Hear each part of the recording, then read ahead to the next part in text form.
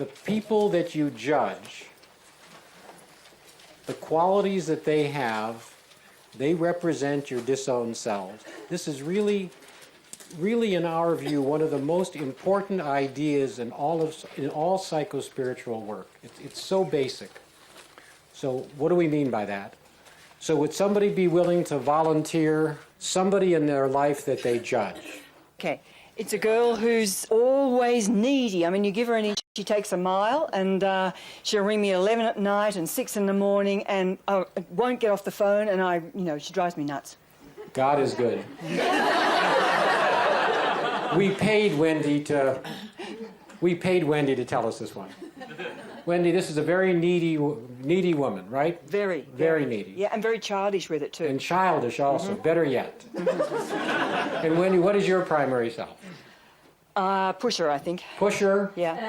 And independent? Independent, responsible. Yeah. Not a wimp, never needs people. Yeah, responsible very much so. Very yeah. responsible. Right. Okay. Yeah, she's irresponsible. Right. Feel that. Sidra and I are psychic. Very, very, very psychic. Okay, now, in your family system, why did you have to identify with your primary self of independence and responsibility? You were pushing off of somebody or identifying with somebody. So what happened in your family system that required you to go the route you did? I think I had to stand up against my mother a lot. Okay. Huge amount. Was what was her primary self? Hysterical, crazy. Perfect. Okay. Okay, so you really had to get to be responsible, independent, able to chart your own course, and not need her. Yeah. Okay, now what is this the woman's name that you mentioned? Make up a name, I don't care. Mildred. Yeah, Mildred will do. Mildred. I knew it was Mildred. Okay. Now, if you think of the universe as having an intelligence, and if you think that this intelligence in the universe and within our own psyche, if you think that this intelligence wants us to learn to embrace all the selves, to become fully who we are, then do you understand why this intelligence of the universe sends you Mildred? Yeah, that's always a good reaction. Because what this intelligence does is send you in relationship exactly the medicine that you need to complete yourself, to heal your own wound of childhood. Your mother was not a safe mother because she was too emotional, too hysterical. You had to go in the other direction and become strong, independent, solid, right, to make it. But in doing that, you pushed off on your mother, and you then created in you an imbalance, so that you had to get rid of your own neediness. You couldn't afford to have that because there was nobody there to take care of you. It was too painful, you see? Yeah. So now Mildred comes along, who's driving you crazy. So what they do in heaven is they have computers, and the computers spin around and they figure out what's the medicine that Wendy needs in order to complete herself. And what it turns out Mildred. So Mildred either kills you or you recognize that she's your teacher.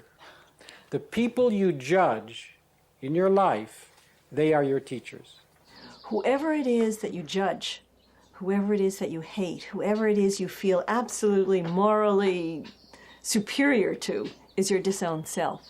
So you look at the people in your life that irritate you, and you figure out what it is about them that irritates you, and that's your disowned self.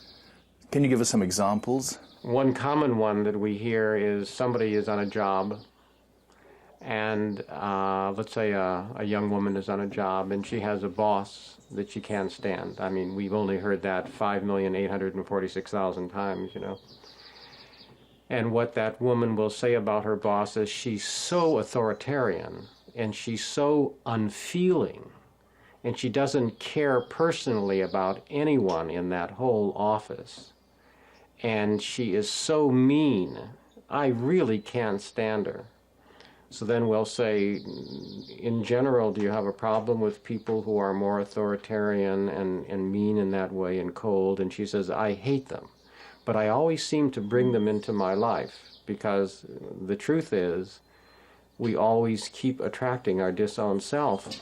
And it's a terrible thing because it causes us immense pain. These are very painful human situations, and a lot of the pain in life that people feel are because of these disowned selves, because they keep coming back to us in relationship. You know, it's funny. It's like you can't get rid of them. You just can't get rid of them. Our primary selves are what we want to be. And the disowned selves are these sort of difficult things that get in the way. And we try to put them under the rug, and the rug gets higher and higher, and people who carry the disowned selves come back and haunt us. It's almost as though we want to be complete, and the universe is presenting us with all our incomplete parts in these disowned selves, and they irritate the living daylights out of us.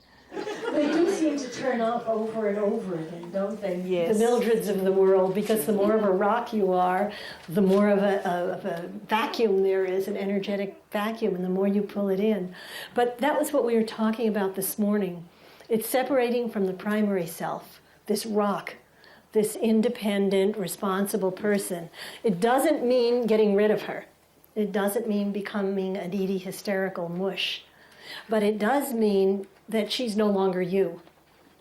That there's an aware ego separate from that primary self, from that rock, and that you can start getting in touch with a part of you that couldn't live when you were younger because there was nobody to take care of her. The part of you that can feel more needy, that can take from people, that can reach out to them, because our independent selves can't do that.